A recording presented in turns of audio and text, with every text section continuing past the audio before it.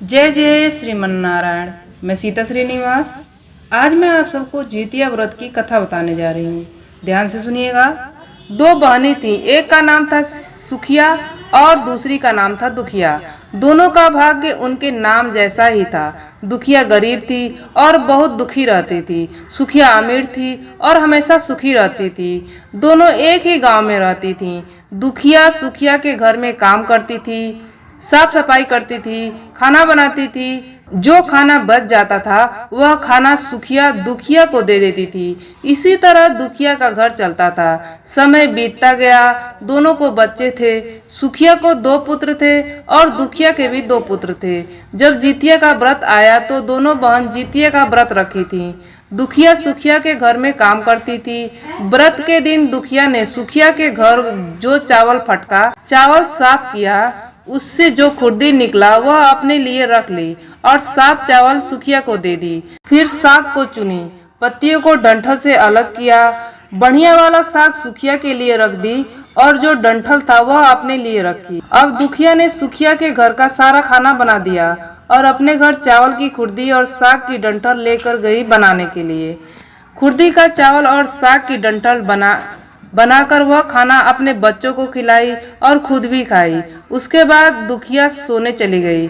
आधी रात में एक बूढ़ी औरत उसके घर पर आकर दरवाजा खटखटाई तो दुखिया पूछती है, कौन है? तब बुढ़िया बोलती है, बेटा हम हैं। दुखिया ने उठकर फाटक खोला और पूछती है, अम्मा आपको क्या चाहिए? इतनी रात में आप यहाँ किस लिए आई हो?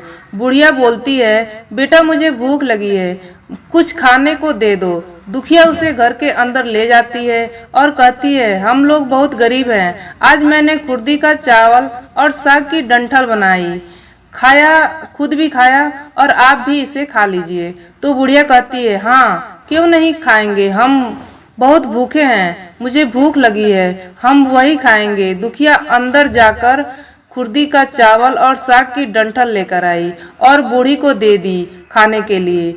बूढ़ी खाना खाने के बाद कहती है कि मुझे अच्छे से कुछ दिखाई नहीं देता, इतनी रात हो गई है, अंधेरा हो गया है, मैं अपने घर कैसे जाऊंगी? तो दुखिया कहती है, कोई बात नहीं, आप यहीं पर सो जाइए, सुबह अपने घर चले जाइएगा। तो बूढ़ी दुखिया के घर में ही सो जाती है। फिर थोड़ी देर बाद उठकर बूढ़ी बोलती है, बेटा मुझे दीर्घ संख्या पैखाना लगा है, कहाँ करूँ? तो दुखिया कहती है, मेरे घर में बाथरूम नहीं है, इसलिए आप उधर कोने में कर लीजिए। बूढ़ी पूछती है कि बेटा बड़बड़ करके करूं या छरछर करके? दुखिया नींद में थी तो वह कहती है, माताजी बड़बड़ कर दो, मैं सुबह साफ कर दूंगी। फिर थोड़ी देर बाद बूढ़ी पूछती है कि बेटा मैं अपने हाथ साफ कहाँ करूँ? तो दुखिया कहती है, आप मेरे सर में अपने हाथ को साफ कर लीजिए। जब सुबह होती है तो दुखिया को यह सब सपने के जैसा लगता है कि सोते समय मुझे कोई सपना आया होगा। वह ज्यादा कुछ नहीं सोचती है और नदी में नहाने के लिए चल जाती है। जब वह नदी में नहाती है और अपने बाल धोती है तो उसके बालों से होते हुए जो पानी बहता है वह सोने का पानी होता है। आसपास की सभी महिलाएं यह देखकर चकित हो जाती हैं और कहती हैं, तुम्हारे बालों से तो सोने का पानी गिर रहा है, क्या बात है? फिर उसे रात की सारी बात याद आती है। वह दौड़कर अपने घर की ओर भागती है। वह सोचती है कि उसका घर दीर्घ संख्या से गंदा हुआ होगा, पहले उसको साफ करना होगा। जब वह अपने घर में जाती है तो देखती है कि घर के हर कोने में ढेर सारा सोना बिखरा पड़ा है।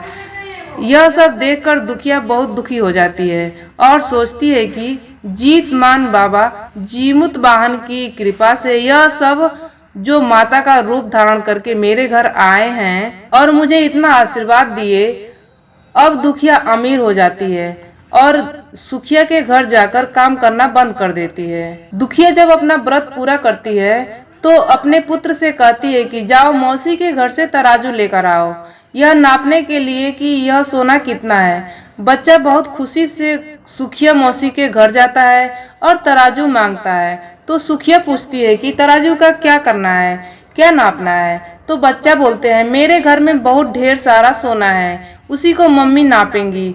सुखिया कहती है, खाने के लिए तुम्हारे घर कुछ भी नहीं है और सोने नापने के लिए मुझसे झूठ कहते हो? तो बच्चा कहता है, नहीं, मैं झूठ नहीं बोल रहा हूँ। सुखिया सोचती है, तब जब तराजू मांगा है तो कुछ ना कुछ तो जरूर नापना होगा, इसलिए वह तराजू के पीछे गोंद लगा देती है कि जो भी नापेगी वह थोड़ा सा इसके पीछे चिपक जाएगा। दुखिया जब तराजू पर सोना नापती है तो कुछ सोना का टुकड़ा उस बूंद से चिपक जाता है। जब बच्चा तराजू लौटाने आते हैं तो सुखिया उसको उलट पुलट कर देखती है तो उसे तराजू से सोना लगा हुआ मिलता है। सुखिया सोचती है उसके घर में जाकर कहीं से सोना आया होगा, इसलिए वह कई दिन से काम पर भी नहीं आ रही है। सुखिया उसके घर जाकर देखती है कि यह सोना कहाँ से आया है। जब सुखिया दुखिया के पास जाकर पूछती है कि तुम्हारे पास कहाँ से इतना सोना आया कि तुम तराजू मंगाई नापने के लिए, तो दुखिया उस रात की सारी कथा सुनाती है। अपनी बहन सुखिया को बताती है। दुखिया का मन एकदम सच्चा था, इसलिए वह सब कुछ बता दी। लेकिन सुखिया के मन में लालच आने लगा कि दुखिया के पास हमसे भी ज्यादा धन हो गया। अब अगले जितिया में मैं भी खुर्दी का चावल और साग की डंठल बनाऊंगी। फिर अगले साल जितिया का व्रत दोनों बहन ने रखा। सुखिया के पास हर तरह का सुख था और धन भी था, फिर भी जितिया के दिन चावल फटक कर साफ चावल फेंक दी और खुर्दी अपने पास रख ली। साग को तोड़कर पत्तियां फेंक दी और डंठल अपने पास रख ली और वहीं बनाई। खा पी कर पूजा पाठ करके सोने चली गई। फिर आधी रात में उसके घर में भी बूढ़ी आई और दरवाजा खटखटाती है। सुखिया उसका इंतजार कर ही रही होती है। वह तुरंत दरवाजा खोलकर बुढ़िया को अपने घर के अंदर ले जाती है। बूढ़ी बोलती है, मुझे बहुत भूख लगी है, कुछ खाने को दे दो। तो सुखिया कहती है, मैंने खुर्दी का चावल और डंठल का साग बनाया है। बूढ़ी बोलती है, कोई बात नहीं, मैं खाऊंगी। तो सुखिया परोस देती है। वह खाना देकर सोने चली जाती है। बूढ़ी बोलती है, मैं घर नहीं जा सकती, मुझे दिखाई नहीं देता है। तो सुखिया कहती है, कोई बात नहीं, आप यहीं सो जाइए।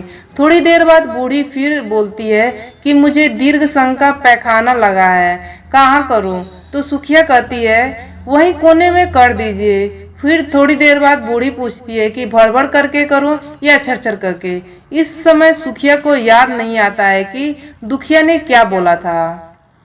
तो सुखिया बोली, माँ छरछर कर दीजिए। फिर बूढ़ी पूछती है कि बेटा मैं अपने हाथ कहाँ साफ करूं? सुखिया कहती है, मेरे सर में साफ कर लीजिए। बूढ़ी अपना हाथ सुखिया के सर में साफ कर लेती है। जब सुखिया सुबह उठती है तो उसका पूरा घर गंदगी से भरा पड़ा होता है और उसके बाल में भी बहुत गंदगी लगी होती है। यह सब देखकर सुखिया बहुत दुखी हो जाती है और उसे बहुत गुस्सा भी आ जाता है। वह अपनी बहन दुखिया को बुलाती है और उसको गुस्सा करती है कि तुमने मुझसे झूठ कहा और मेरा पूरा घर गंदा करवा दिया। तो दुखिया पूछती है कि तुमने क्या कहा था, भड़बड़ करके कहा था या छरछर करके?